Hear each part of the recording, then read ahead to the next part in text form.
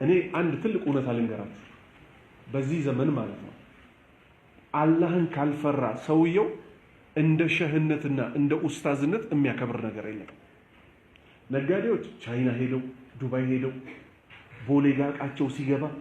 ያልፍ ይሆኑ አልፍ ይሆኑ እጃቸውን በኪሳቸው አድርገው ላይላ ኢላላ አንተ ሱብሃንአላህ ኢዲ ኩንቱ ምን ዘዋሊሚን ምናምን ብለው ነው አይደለም ነው አይደለም ወንድሞቼ ነው የዘመኑ ሸህና የዘመኑ ኡስታዝ ቤት ያለው ነው አይደለም እኔ መኖሩ ላይ አይደለም ችግር والله እኔ እንደው ሽርክን አብጠርጥረው ተናግረው ቢሆን በዚህ ዘመን ያሉት ይገርመኝ ኡስታዝ የሚባሉት ሀገራችን ላይ በሁሉም የቢድዓ ቡድንም ይሁን ወሰዱት እስቲናንተ ኤላንትራ የሚባል የሃይንዳይ ሃይ ማርክ ያለው መኪና ኳሽክ የሚባል መኪና ያለው ኡስታዝ ማለት ኡስታዞች በተፈጥሯቸው ቅድም ስለ ነብዩ ሰለላሁ ዐለይሂ ወሰለም ሲነገር ሰምታችኋል ስንት ነገር ሲመጣላቸው ሰው ሳያበሉ ማይበሉ ነበሩ ዛሬ ነጋዴ ከሚያገኘው በላይ ማን ነው የሚያገኘው አንድ ሰው ኡስታዝ መባል ብቻ ነው የሚጠበቅበት በቃ ኡስታዝ ከተባለ ይገባለታል በቃ ማለብ ነው ማለብ የማይጠበቅበትም ይገባለታል ማለብም ስራ እኮ ነው والله ሰርተው ቢሆን ደስ ይለኛል ሁለተኛ ሚስት ነው ችግር የለም ይገባለታል ኡስታዝ ብቻ ይባል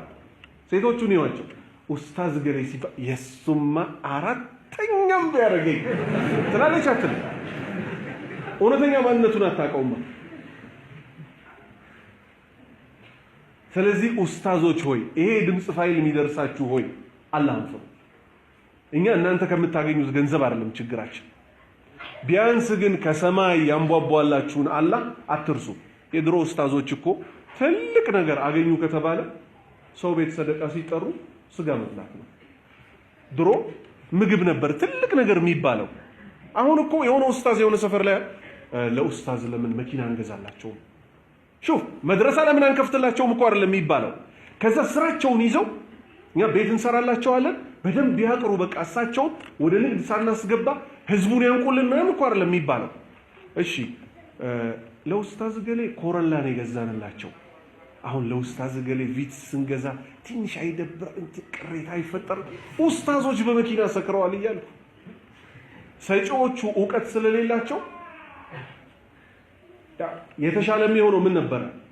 ኮሮላ መኪና መግዛት ሳይሆን ፒክአፕ ላይ ያንዳንዳቸው ገዝቶ ምን ማድረግ ሹፌር ቀጥሮ ለዘላቂው ከሰው ብር እንዳይፈልጉ ሹፌሮቻችሁ ይሄው አስተዳድሩ እናንተ ግን አላህ ከኛ በላይ ዕውቀት ሰጥቷችኋል ከመድረሳ ከመስጂድ ከዳዕዋ እንዳትወጡ ቢያንስ በየሁለት ቀኑ ቢያንስ ሳምንታዊ ደርስ ቢያንስ ተብለው ሊነገሩ ነበር አይደል የሚገባቸው والله አንድ ሰው የዲን ሰው ከሆነ በኋላ ነጋዴዎች ካፌ ይዘውት ከገቡ ሊያበላሹት ነው እንዴት በሉኛ ወንድ ልጅ ሴት ልጅ እንዲያይ አይደለም ኡስታዝ ኖርማል ወንድሞቻችን እንኳን ይፈቀድላቸዋል ከዛ ወስደው ደግሞ አስገብተው ስለምን ቢያወሩት ጁንታ ይሉታል ኡስታዙ ስለ ጀህሚያ እንዳያስተምር ስለ ጁንታ ይነግሩታል ኡስታዙ ራሱ ጁንታ ይላል አያሳዝንም ከሪያ ተያዘች ይላል